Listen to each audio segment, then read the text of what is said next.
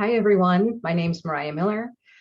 I am a human design teacher, practitioner, and a continuous student. I continue to learn more about human design, which is an ever evolving practice and system. So it's always wonderful for me to be able to look at people's design and pick out those little tidbits that give just the right information to answer some of your questions. And today we're going to talk about relationships in human design. As a matter of fact, one of the sisters of one of my participants asked the question, well, can you give some guidance in terms of how to have a healthy relationship when you look at my design? And let's call her Isabel because we don't really know what her name is. So let's say Isabel has a question about relationships and her design. So let's take a look at her chart. So first of all, Isabel has this amazing chart. One of the things that we look at in human design are the type. Human design has 5 types. 1, 2, 3, 4, 5 types. And the second thing that we look at is how does the information flow within her design, within someone's design. So in this case, the first thing that we want to look at is Isabel's type. And Isabel is a manifesting generator. And you can see that because in this case, her red sacral center connects all the way up to the throat. And this chart is a manifesting generator, someone who is very, very, very busy, being busy for being busy sake. Like you can be so busy that you don't even know how busy you are until people point it at you.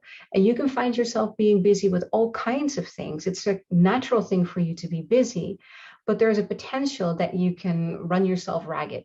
You just go too fast with too many different things, and that can bring with it the potential for you to make decisions that go that too fast, decisions that you better would have set on, waited with, kind of gone through your emotional wave with, but instead you find yourself already in the middle of the situation and then having to take steps back because you bypass certain things. So that's part of your natural way of being. The other thing that is really noticeable about your design is that you have 8 out of the 9 centers colored in. Now, what does that mean? When we look at those colored in centers in a design, those are the areas in your life that you have continuous access to, as opposed to the areas that are undefined. Those are the areas where you are learning in this lifetime, where you're learning about and becoming wise in this lifetime. So what does that mean about your way of being in the world?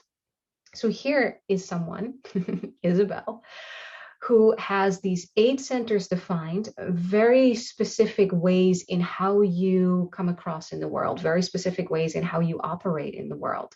And again, you're very busy being you and really having a lot of energy that you want to bring in, want to work with a lot of different people, really dealing with a lot of different people all the time.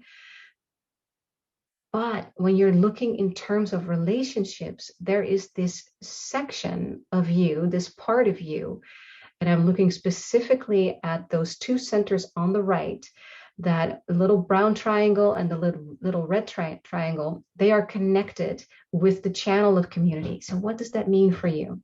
So Isabel, relationships are utmost important. Utmost important. Relationships, your community, being able to gather people around you, doing things together, eating together, having projects, games together. There is this part of you that really thrives on being in community. Well, there's another name for this particular channel, and it's called the channel of bargaining. There is a tendency when you have this channel to do a lot, to actually put in more into the relationship than you get back. And the interesting thing is that this connection is based on agreements. So the bargain that you make with people is, I do this for you and you do this for me. So what that means is that if you put in a lot of information, a lot of energy, and you're not getting back what you thought you were going to get back, that can hurt, because you're all about supporting each other. Support is so important to you. And if you're putting it out a lot and the other person doesn't even know, what your expectations are, that can be really painful. Or if this person breaks your trust in some way, you're an incredibly loyal person. So if another person breaks your trust, it takes a long time before it gets healed. If that happens, most likely it's just, I'm done. I'm done with this person. I'm moving on. Yeah. So when you're talking about relationship guidance, this is where the coaching comes in.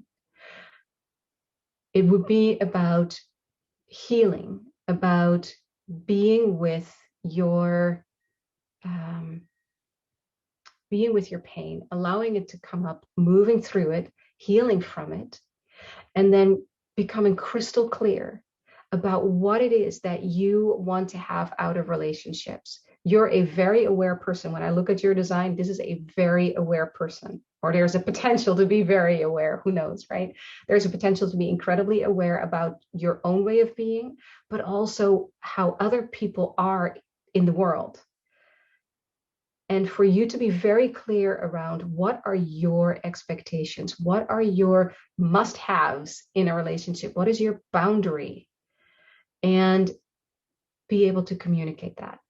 That may not always be easy, because when we look at your head, those two are connected, and then your throat is connected, but there's a break between them. So it may not always be easy for you to communicate what you want. So journaling, practicing saying things to yourself, maybe, to be able to start creating that connection, so that you can become very clear about expressing your expectations and finding out what the other person is available for, right? Because that's the other part of the equation.